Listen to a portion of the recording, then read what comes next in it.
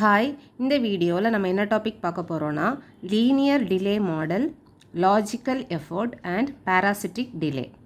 Okay, இப்போ ஒரு VLSI circuit எடுத்துக்கிட்டிங்கன்னா அந்த சர்க்யூட்டில் வந்து நம்மளுக்கு ஒரு மெயின் எய்ம் இருக்குது. என்னென்னா நம்ம டிலேயை வந்து ரொம்ப சிம்பிளாக எஸ்டிமேட் பண்ணணும்.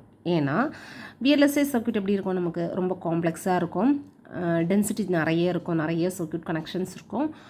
அப்போ அந்த டிலேயை வந்து நம்ம எந்த அளவுக்கு நம்ம வந்து சிம்பிளாக கால்குலேட் பண்ணுறோமோ அது நமக்கு ரொம்ப பெஸ்ட் வேயாக இருக்கும். ஓகேவா? ஸோ அதில் வந்து ஒரு டெக்னிக் தான் என்ன, டிலேயை கால்குலேட் பண்ணக்கூடிய டெக்னிக் தான் என்ன அப்படின்னு பார்த்தீங்கன்னா லீனியர் டிலே மாடல். ஓகேவா? ஸோ டிலே வந்து எப்படி இருக்கும்னா நார்மலாக டைரக்ட்லி ப்ரொப்போர்ஷனல், அதாவது directly depend on fan out of கேட்டை டிபெண்ட் பண்ணி இருக்கும். ஓகேவா? ஃபேன் அவுட் ஆஃப் ஏ கேட்டை டிபெண்ட் பண்ணி இருக்கும். இந்த ஃபேன் அவுட் அப்படின்னா என்ன மீனிங் அப்படின்னா, இப்போ ஒரு கேட் இருக்குது, அந்த கேட் வந்து வேறு எத்தனை அவுட்புட் கேட்ஸை வந்து, அதாவது அவுட்புட்லோட ட்ரைவ் பண்ணுது அப்படிங்கிறத தான் என்னன்னு சொல்கிறோன்னா ஃபேன் அவுட்டுன்னு சொல்கிறோம். ஓகேவா? இப்போ ஃபேன் அவுட்டு 3ன்னு கொடுத்துருந்தாங்கன்னா ஒரு கேட் வந்து 3 லோடை வந்து ட்ரைவ் பண்ணுதுன்னு அர்த்தம். 3 கேட்டை வந்து ட்ரைவ் பண்ணுது, ஹேண்டில் பண்ணுது அப்படிங்கிறது அர்த்தம். புரியுதுல்ல? அப்போ ஃபேன் அவுட் அப்படின்னா மீனிங் என்னென்னா how many gates are being driven by a single gate. புரியுதுல்ல?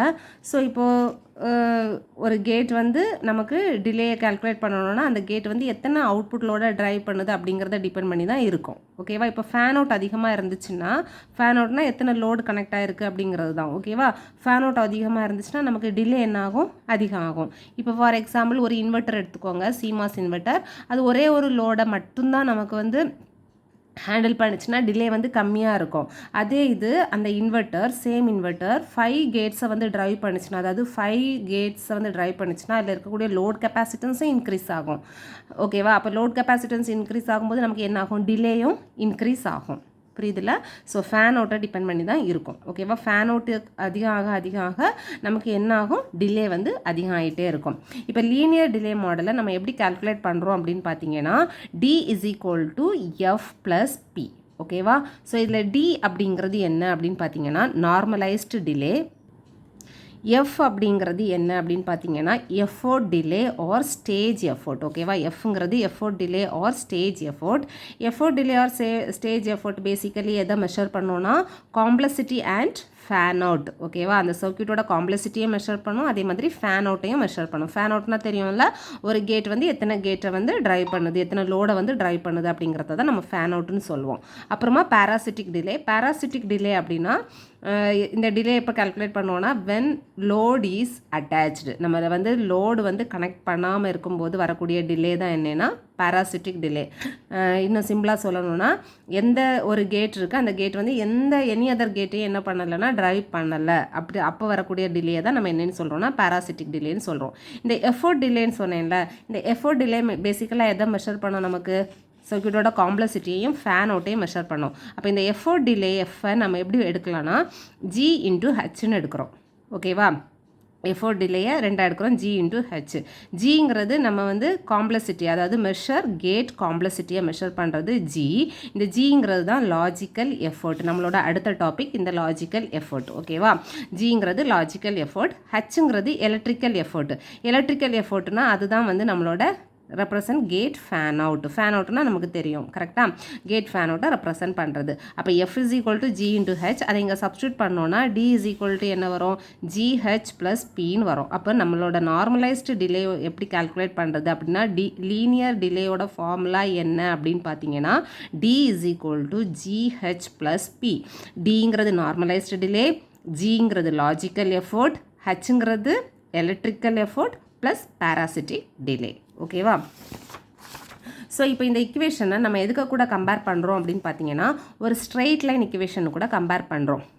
Dங்கிறது depend variable, இப்போ ஸ்ட்ரெயிட் லைன் இக்குவேஷன் என்ன, Y = mx + c. கரெக்டாக? அப்போ ஒய்ங்கிறது நம்மளுக்கு தெரியும் ஸ்ட்ரெயிட் லைனில், இது வந்து டிபெண்ட் வேரியபிள். எம்ங்கிறது என்னது, ஸ்லோப். எக்ஸுங்கிறது இண்டிபெண்ட் வேரியபிள், சிங்கிறது இன்டர்செப்ட். கரெக்டாக? அப்போ இதை கம்பேர் பண்ணும்போது டிங்கிறது நமக்கு என்னது, ஆக்சுவலாக இது நார்மலைஸ்டு டிலே. இங்கே வந்து பார்த்தீங்கன்னா this is depend variable, that is equal to ஜிங்கிறது நம்மளோட லாஜிக்கல் எஃபோர்ட். லாஜிக்கல் எஃபோர்ட் தான் இங்கே யார், ஸ்லோப்பு. கரெக்டாக? ஹச்சுங்கிறது எலக்ட்ரிக்கல் எஃபோர்ட் தான் இங்கே என்னது, independent variable plus parasitic delay is the intercept. புரியுதுல்ல? ஸோ இப்போ நம்ம ஃபேன் அவுட் மெஷர் பண்ணுறோன்னா, ஃபேன் அவுட்னா நமக்கு தெரியும் ஒரு கேட் வந்து எவ்வளவு கேட்ஸை வந்து ட்ரைவ் பண்ணுது அப்படிங்கிறத தான் நம்ம ஃபேன் அவுட்னு சொல்கிறோம்.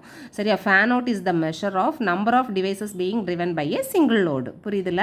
அப்போ இந்த நம்ம ஃபேன் அவுட், அதாவது எலக்ட்ரிக்கல் ஃபேன் அவுட் மெஷர் பண்ணுறது யார், நம்மளோட எலக்ட்ரிக்கல் எஃபோர்ட் எப்படி கால்குலேட் பண்ணணும்னா நம்மளோட total output capacitance divided by input capacitance. ஒரு சரியா ஈஸியாக ஃபேன் அவுட் ஈஸியாக கண்டுபிடிச்சிடலாமா? ஃபேன் அவுட்டை எப்படி, நம்மளுக்கு வந்து ஒரு இன்புட் கேட் வந்து எத்தனை அவுட்புட் கேட்டை வந்து ட்ரைவ் பண்ணுது, அப்போ output capacitance divided by input capacitance. Formula புரியுதுல்ல?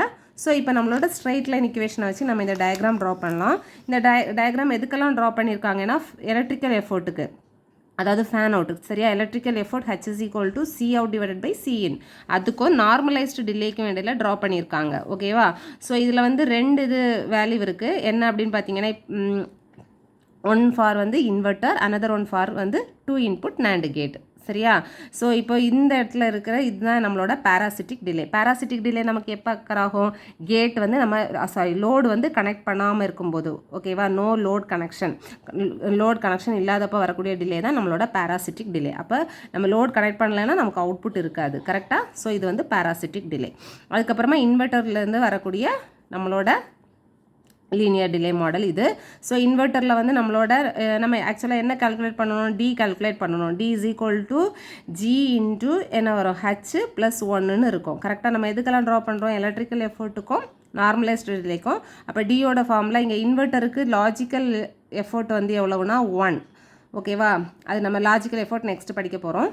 ஸோ லாஜிக்கல் எஃபோர்ட் வேல்யூ வந்து 1 இன்ட்டு ஹச் ப்ளஸ் 1. சரி, அதான் ஹச் ப்ளஸ் 1ன்னு கொடுத்துருக்காங்க இன்வெர்ட்டர். அதே மாதிரி 2 இன்புட் NAND கேட்டுக்கு லாஜிக்கல் எஃபோர்ட் 4/3. அதுவும் நம்ம லாஜிக்கல் எஃபோர்ட் படிக்கும்போது வந்துடும். ஜியோட வேல்யூ என்ன, பியோட வேல்யூ எப்படி 2 வந்துச்சு அப்படிங்கிறது ரெண்டுமே நம்ம நெக்ஸ்ட் பார்க்க போகிறோம். சரியா? அப்போ டியோட வேல்யூவில் அதை சப்ஸ்டியூட் பண்ணோன்னா நமக்கு லீனியர் டிலே மாடல் கிடச்சிரும். அப்போ லீனியர் டிலே மாடலோட ஃபார்முலா நமக்கு தெரியணும்னா நமக்கு எதெல்லாம் தெரிஞ்சிருக்கணும், லாஜிக்கல் எஃபோர்ட் தெரிஞ்சிருக்கணும். அதுக்கப்புறமா பேராசிட்டிக் டிலே வேல்யூ தெரிஞ்சிச்சுன்னா நம்ம என்ன பண்ணலாம், லீனியர் டிலே மாடலோட ப்ராப்ளமை ஈஸியாக சால்வ் பண்ணலாம். ஓகேவா? நெக்ஸ்ட் வந்து நம்ம பார்த்துக்கலாம் லாஜிக்கல் எஃபோர்ட்டை நம்ம எப்படி ரெப்ரசன்ட் பண்ணுறோம், ஜி அப்படின்னு ரெப்ரசன்ட் பண்ணுறோம். கரெக்டாக? ஸோ லாஜிக்கல் எஃபோர்ட்னா நான் என்ன சொன்னேன், ஒரு சர்க்யூட்டோட காம்ப்ளெக்சிட்டியை மெஷர் பண்ணுறது தான் லாஜிக்கல் எஃபோர்ட். அப்போ VLSIயில் ஒரு லாஜிக் கேட்டுக்கு ஸ்பீட் அப்புறம் அதோட டிலே நம்ம கால்குலேட் பண்ணவும் அந்த சர்க்யூட்டை வந்து ஆப்டிமைஸ் பண்ணவும் யூஸ் பண்ணக்கூடிய ஒரு மெத்தட் தான் என்ன அப்படின்னு பார்த்தீங்கன்னா இந்த லாஜிக்கல் எஃபோர்ட். புரியுதுல்ல? இந்த லாஜிக்கல் எஃபோர்ட்டோட டெஃபினிஷன் என்னன்னு பாருங்கள். It is defined as the ratio of the input capacitance of the gate to the input capacitance of an inverter that can deliver the same output current. புரியுதா? Ratio எடுக்க போகிறோம்.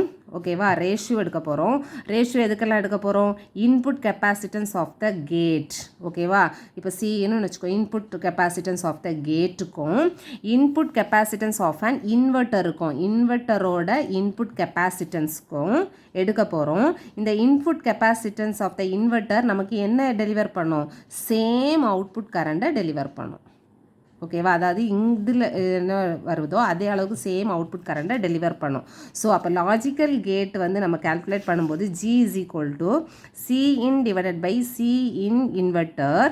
இந்த C in இன்வெர்ட்டரோட value always எப்படி இருக்கும்னா ஒரே மாதிரி தான் இருக்கும். அப்போ லாஜிக்கல் எஃபோர்ட் ஜி கால்குலேட் பண்ணிங்கன்னா இந்த நியூமரேட்டர் மட்டும்தான் சேஞ்ச் ஆகும், டினாமினேட்டர் ஆல்வேஸ் 3.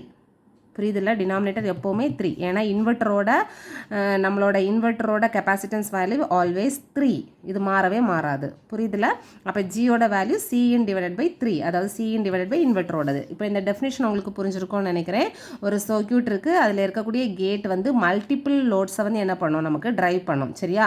அந்த டிரைவிங் கேட் வந்து என்ன இன்புட் கெப்பாசிட்டன்ஸ் இருந்தாலுமே, அந்த டிரைவிங் கேட்டில் என்ன இன்புட் கெப்பாசிட்டன்ஸ் இருந்தாலுமே நாம் அந்த கெப்பாசிட்டன்ஸை எதால் டிவைட் பண்ணுறோம் அப்படின்னா அதே அளவு அவுட்புட் கரண்ட் ப்ரொடியூஸ் பண்ணக்கூடிய இன்வெர்ட்டரோட இன்புட் கெப்பாசிட்டன்ஸ் மூலமாக என்ன பண்ணுறோம், டிவைட் பண்ணுறோம்.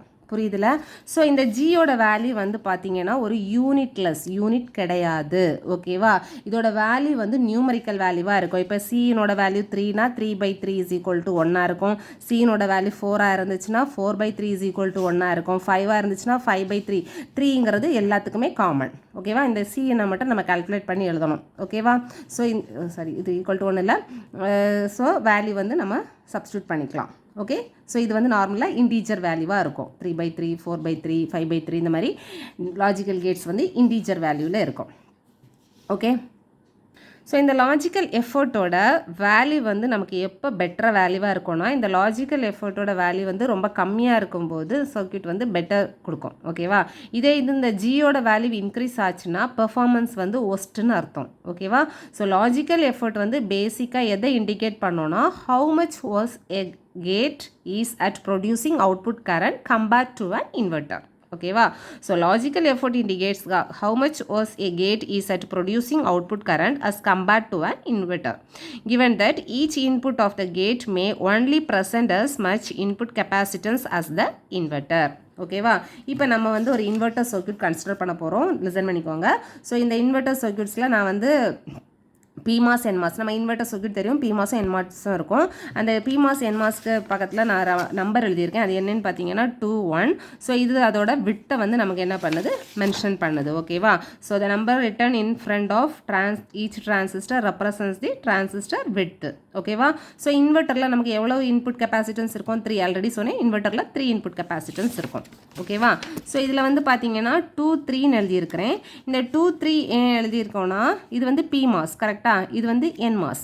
இப்போ என்மாஸில் நமக்கு வந்து எலக்ட்ரான் மொபிலிட்டிஸ் ஹையாக இருக்கும், பிமாஸில் எலக்ட்ரான் மொபிலிட்டி கம்மியாக இருக்கும். அதாவது ஹோல்ஸ் தான் வந்து ஜாஸ்தியாக இருக்கும். அப்போது இங்கே கரண்ட் ஃப்ளோ எப்படி இருக்கும், நமக்கு என்மாஸில் ரொம்ப ஹையாக இருக்கும். அதே இது பிமாஸில் கரண்ட் ஃப்ளோ எப்படி இருக்கும், ரொம்ப கம்மியாக இருக்கும்.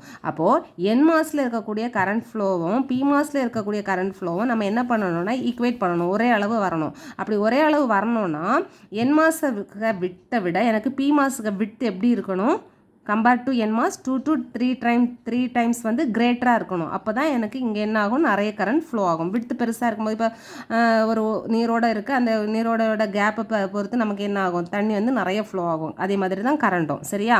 அப்போ என்மாஸில் வந்து எலக்ட்ரான்ஸ் ஜாஸ்தியாக இருக்கிறதுனால கரண்ட் ஃப்ளோ ஹையாக இருக்கும். அதாவது ரெசிஸ்டிவிட்டி வந்து கம்மியாக இருக்கும். இங்கே ரெசிஸ்டிவிட்டி வந்து எப்படி இருக்கும், ஜாஸ்தியாக இருக்கும். ஸோ அப்போ நம்ம என்ன பண்ணுறோம்னா, ரெசிஸ்டிவிட்டியை குறைக்கிறதுக்காக விட்த்தை வந்து என்ன பண்ணுறோம், இன்க்ரீஸ் பண்ணுறோம். அதனால தான் என்மாஸுக்கு விட்த்து 1 கொடுக்குறோம், பிமாஸுக்கு விட்த்து என்ன கொடுக்குறோம், ட்வைஸ். சரியா? இதோட 2 மடங்கு கொடுக்குறோம். 2 to 3 என்ன கொடுக்கலாம், இன்க்ரீஸ் பண்ணி கொடுக்கலாம். இதோட விட்த்து வந்து பார்த்திங்கன்னா 2. இப்போ இதில் இருக்கக்கூடிய இன்புட் கெப்பாசிட்டன்ஸ் எவ்வளவு, 2 + 1 3. அப்போ 3/3 நம்மளோட இன்வெர்ட்டரோட இது கெப்பாசிட்டன்ஸ் 3. நம்ம இது இன்வெர்ட்டருக்கு தான் கால்குலேட் பண்ணுறோம். அப்போ 3/3. அப்போ லாஜிக்கல் எஃபோர்ட் ஆன் இன்வெர்ட்டரோட வேல்யூ என்னது, G = 1. புரியுதுல? இந்த இன்வெர்ட்டர் சர்க்யூட்டோட சிஇன் கெப்பாசிட்டன்ஸ் 3. நம்ம இதை எதால் டிவைட் பண்ணுவோம், ஒரு இன்வெர்ட்டர் சர்க்யூட்டோட இன்புட் கெப்பாசிட்டன்ஸால் தான் டிவைட் பண்ணுவோம். இன்வெர்ட்டர் சர்க்யூட்டோட இன்புட் கெப்பாசிட்டன்ஸ் என்னது, 3. அப்போ 3/3 = 1. இதே எக்ஸாம்பிள் நம்ம எதுக்கு பார்க்கலாம் அப்படின்னா, NAND கேட்டுக்கு பார்க்கலாம். ஓகேவா?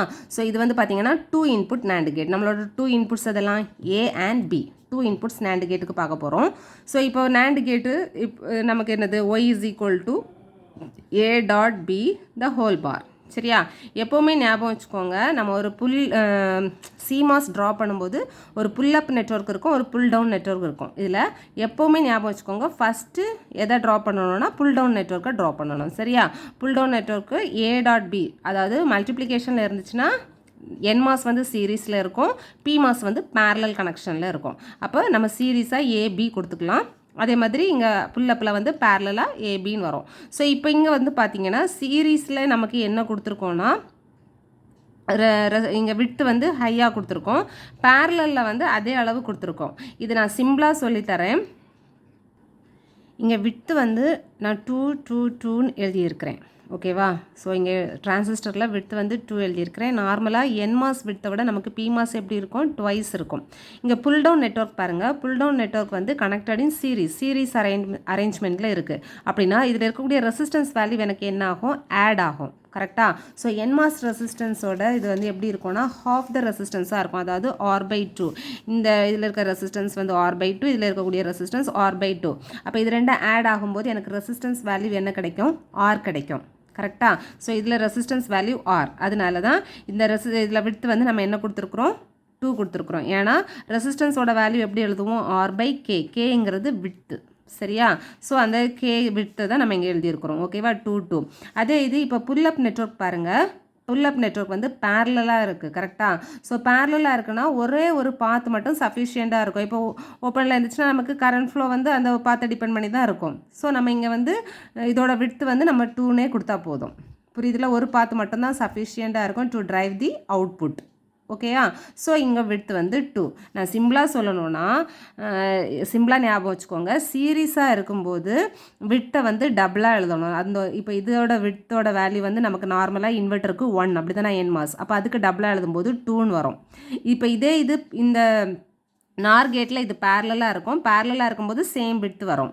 அதே மாதிரி இங்கே பிமாஸ் வந்து பாருங்கள் சீரீஸாக இருக்குது. சீரீஸாக இருக்கும்போது விட்த் வந்து டபுளாக இருக்கும். புரியுதா? நம்மளோட பேசிக் விட்த்தோட சைஸ் வந்து 2, அது வந்து டபுளாக இருக்கும். இந்த மாதிரி சிம்பிளாக ஞாபகம் வச்சுக்கோங்க. ஓகேவா? நம்ம ரெசிஸ்டன்ஸ் வேல்யூ வச்சு தான் விட்த் எழுதுகிறோம். ஓகேவா? ஸோ பட் இதை வந்து ஞாபகம் வச்சுக்கோங்க. சீரீஸாக இருக்கும்போது டபுளாக இருக்கும், பேரலாக இருக்கும்போது சேம் விட்த்தாக இருக்கும். ஸோ இப்போ வந்து லாஜிக்கல் எஃபோர்ட் கால்குலேட் பண்ணலாம். ஸோ இதில் இருக்கக்கூடிய நம்மளோட ரெசிஸ்டன்ஸ் கெப்பாசிட்டன்ஸ் வேல்யூ என்னது, இன்புட் கெப்பாசிட்டன்ஸ் வந்து பார்த்தீங்கன்னா இதில் கனெக்ட் ஆகிருக்கு 2 + 2. ஓகேவா? இங்கே இருக்கிறது 2 + 2. நமக்கு சீனோட வேல்யூ 4. இன்வெர்டரோட வேல்யூ என்னது 3. சரியா?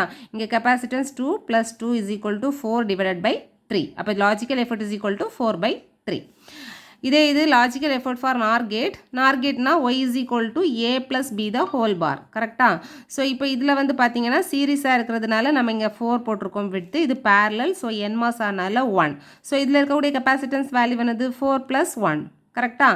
4 + 1 = 5. அப்போ g = 5 / நம்மளோட இன்வெர்ட்டரோட இன்புட் கெப்பாசிட்டன்ஸ் எவ்வளவு, 3. ஓகேவா? 5/3. லாஜிக்கல் எஃபோர்ட் இப்படி தான் கால்குலேட் பண்ணணும். ஓகேவா? ஸோ நெக்ஸ்ட்டு வந்து நமக்கு ஜென்ரலாக இந்த லாஜிக்கல் எஃபோர்ட் கால்குலேட் பண்ணக்கூடிய ஒரு ஃபார்முலா சொல்லித்தரேன். n இன்புட் NAND கேட் இருக்குது R n input NOR gate இருக்குதுன்னு வச்சுக்கோங்க. அதாவது இப்போ நம்ம இதில் 2 input NAND gate, 2 input NOR gate பார்த்தோம். இது 3 இன்புட் NAND கேட் இருக்குது ஆர் 3 இன்புட் நார் கேட் இருக்குது அப்படின்னா நம்மளோட ஃபார்முலா என்னென்னா NAND கேட்டாக இருந்துச்சுன்னா அது லாஜிக்கல் எஃபோர்ட் = n + 2 / 3. அதே இது நார் கேட்டாக இருந்துச்சுன்னா லாஜிக்கல் எஃபோர்ட் = 2n + 1 / 3. இப்போ 3 இன்புட் NAND கேட்டுனா நம்மளுக்கு என்ன வரும், லாஜிக்கல் எஃபோர்ட் g = 3 + 2 / 3ன்னு வரும். தட் இஸ் = 5/3ன்னு வரும். ஓகேவா? இது நார் கேட்டுக்கு என்ன வரும், g = 2 × 3 + 1 / 3. தட் இஸ் = 2 × 3 எவ்வளவு, 6 + 1 7, 7/3. புரியுதுல? லாஜிக்கல் எஃபோர்ட் கால்குலேட் பண்ணுற ஃபார்முலா. இப்போ இந்த கொஸ்டின் லாஜிக்கல் எஃபோர்ட் கால்குலேட் பண்ணுறதுக்கு உங்களுக்கு எத்தனை இன்புட் NAND கேட் கொடுத்தாலும் சரி, எத்தனை இன்புட் நார் கேட் கொடுத்தாலும் சரி, நீங்கள் என்ன பண்ணலாம், இந்த ஃபார்முலா வச்சு ஈஸியாக கால்குலேட் பண்ணலாம். ஓகேவா? ஸோ நெக்ஸ்ட் வந்து பேராசிட்டிக் டிலே. பேராசிட்டிக் டிலேனா நான் ஆல்ரெடி சொல்லியிருந்தேன். நமக்கு பேராசிட்டிக் டிலேனா என்னது, டிலே வந்து எப்போ நம்ம லோடு கனெக்ட் பண்ணலையோ அப்போ கிடைக்கக்கூடிய டிலே தான் நம்ம என்னன்னு சொல்கிறோம், பேராசிட்டிக் டிலே அப்படின்னு சொல்கிறோம். ஓகேவா? Parasitic delay is the delay of gate when the load is disconnected. ஓகேவா? அதாவது டிரைவிங் கேட் வந்து எந்த லோடையுமே வந்து என்ன பண்ணலை, டிரைவ் பண்ணலை. அதாவது எந்த கெப்பாசிட்டன்ஸுமே சார்ஜும் ஆகலை, டிஸ்சார்ஜும் ஆகலை. அப்படிப்பட்ட கண்டிஷனில் நமக்கு வரக்கூடிய டிலே தான் நம்ம என்னன்னு சொல்கிறோன்னா பேராசிட்டிக் டிலேன்னு சொல்கிறோம். ஓகேவா? அப்போ பேராசிட்டிக் டிலே நம்ம எப்படி கால்குலேட் பண்ணுவோம், அதில் இருக்கக்கூடிய டிஃப்யூஷன் கெப்பாசிட்டன்ஸை மட்டுமே வச்சு என்ன பண்ணுவோம், கால்குலேட் பண்ணுவோம். ஓகேவா? And approximate method is to count only diffusion capacitance on the output node. ஓகேவா? இப்போ டிஃப்யூஷன் கெப்பாசிட்டன்ஸ் அவுட்புட் நோடில் இருக்க டிஃப்யூஷன் கெப்பாசிட்டன்ஸை மட்டும்தான் நம்ம கால்குலேட் பண்ணுவோம். இப்போ இன்வெர்ட்டரில் நமக்கு தெரியும் 3 யூனிட் டிஃப்யூஷன் கெப்பாசிட்டன்ஸ் இருக்குது. சரியா? எப்போவுமே ஞாபகம் வச்சுக்கோங்க, இன்வெர்ட்டரில் 3 யூனிட் டிஃப்யூஷன் கெப்பாசிட்டன்ஸ் இருக்குது. இப்போ பாருங்கள், this is the inverter circuit. இது வந்து பார்த்தீங்கன்னா 2, இங்கே வந்து பார்த்தீங்கன்னா 1 கெப்பாசிட்டன்ஸ், டோட்டலாக நமக்கு 3 கெப்பாசிட்டன்ஸ் இருக்குது. இங்கே பேராசிட்டிக் டிலே எப்படி கால்குலேட் பண்ணணும்னா இந்த ஒய் நோட் இருக்குல்ல, அவுட்புட் நோட், இந்த அவுட்புட் நோடில் எத்தனை டிரான்சிஸ்டர் கனெக்ட் ஆகிருக்குன்னு பாருங்கள். சரியா, சீரீஸாக கனெக்ட் இப்போ வந்து அடுத்த டயக்ராமில் சொல்கிறேன். இப்போ இதில் வந்து பார்த்தீங்கன்னா இந்த புல் அப் நெட்வொர்க்கும் அவுட்புட் நோடு கூட கனெக்ட் ஆகிருக்கு, புல் டவுன் நெட்வொர்க்கும் அவுட்புட் கூட கனெக்ட் ஆகிருக்கு. அப்போ 2 + 1. அப்போ பேராசிட்டிக் டிலே எவ்வளவு? 3. புரியுதுல்ல? ஸோ இப்போ அவுட்புட் நோடில் கனெக்டாக இருக்கக்கூடிய டிரான்சிஸ்டரில் இருக்கக்கூடிய டிஃப்யூஷன் கெப்பாசிட்டன்ஸை மட்டும்தான் நம்ம என்ன பண்ணணும்? கவுண்ட் பண்ணணும். ஓகேவா? இதே இது இங்கே பாருங்கள், நான் நேண்டு கேட் நார் கேட் எழுதியிருக்கேன். ஸோ நேண்டு கேட்டுக்கு பாருங்கள், இந்த அவுட்புட் நோடில் நமக்கு எத்தனை கெப்பாசிட்டன்ஸ் ரெசிஸ்டன்ஸ் டிரான்சிஸ்டர் கனெக்டாக இருக்குது? புல் அப் நெட்வொர்க்லேருந்து 2, புல் டவுன் நெட்வொர்க்லேருந்து 1. அப்போ இதில் இருக்கக்கூடிய கெப்பாசிட்டன்ஸ் கவுண்ட் பண்ணுங்கள். 2 + 2 + 2. இது கவுண்ட் ஆகாது. புரியுதுல? 2 + 2 + 2. அப்போ 6. பேராசிட்டிக் டிலே எவ்வளவு? 6. அப்போ நார்மலைஸ்டு பேராசிட்டிக் டிலே எப்படி கால்குலேட் பண்ணணும்? 6/3 வரும். ஓகேவா? அப்போ 3யும் 6ம் கால்குலேட் பண்ணும்போது நமக்கு 2 வரும். Parasitic delay for 2 input NAND gate 2. இங்கே பாருங்கள், நார் கேட்டில் வந்து புல் அப் நெட்வொர்க்லேருந்து ஒரு டிரான்சிஸ்டர் கனெக்ட் ஆகிருக்கு, புல் டவுன் நெட்வொர்க்லேருந்து 2 டிரான்சிஸ்டர் கனெக்ட் ஆகிருக்கு. அப்போ 4 + 1 + 1. புரியுதா? அப்போ டோட்டலாக எவ்வளவு? 6. 6/3 வரும். That is equal to 2. Parasitic delay எவ்வளவு? 2. இப்போது இதுக்கும் பேராசிட்டிக் டிலே 2, இதுக்கும் பேராசிட்டிக் டிலே 2, இன்வெர்ட்டருக்கு பேராசிட்டிக் டிலே 1. அப்போ இன்வெர்ட்டரில் இன்புட் இஸ் 1. கரெக்டாக? அப்போ ஒரு இன்புட் நமக்கு பேராசிட்டிக் டிலே 1. இங்கே 2 இன்புட் இருக்குது, பேராசிட்டிக் டிலே 2. இங்கேயும் 2 இன்புட் இருக்குது, பேராசிட்டிக் டிலே 2. அப்போ பேராசிட்டிக் டிலே நீங்கள் ஈஸியாக எப்படி கால்குலேட் பண்ணலாம்? And n input NAND NOR gate வந்து exhibit n units of parasitic delay. புரியுதா? இப்போ நமக்கு 3 input NAND gate, 3 input NOR gate இருந்துன்னா what is the parasitic delay? 3. 4 input NAND gate, 4 input NOR gate இருந்துச்சுன்னா பேராசிட்டிக் டிலே எவ்வளவு? 4. புரியுதுல? இந்த வீடியோவில் உங்களுக்கு linear delay model, logical effort, அதுக்கப்புறமா பேராசிட்டிக் டிலே புரிஞ்சிருக்கோன்னு நினைக்கிறேன். தொடர்ந்து வீடியோஸ் பார்க்குறதுக்கு நம்ம சேனலை லைக் பண்ணுங்கள், ஷேர் பண்ணுங்கள், சப்ஸ்கிரைப் பண்ணுங்கள். தேங்க்யூ.